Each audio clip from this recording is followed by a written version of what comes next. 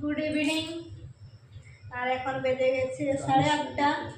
আসিছে এক্ষুনি আসলে ডিউটি থেকে, আর আমি একটু ভিডিও বানাচ্ছিলাম। দিয়ে যে কত কিছু নিয়ে এসছে, মুগ ডাল,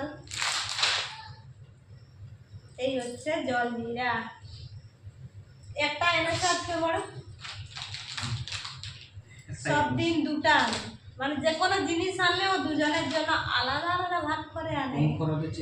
দিয়ে আচ্ছা আজকে কম খরচে চলছে। আচ্ছা ওকে জিজ্ঞাসা করলাম আজকে কেন একটা এনেছে, মনে হয় জীবনে প্রথমবার ওইটা একটা আনলো।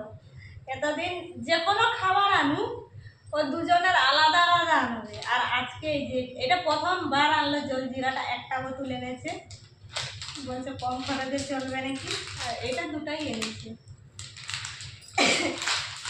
চলো খেয়ে নি, খাবে তো নাকি রাখবে? চলো খেয়ে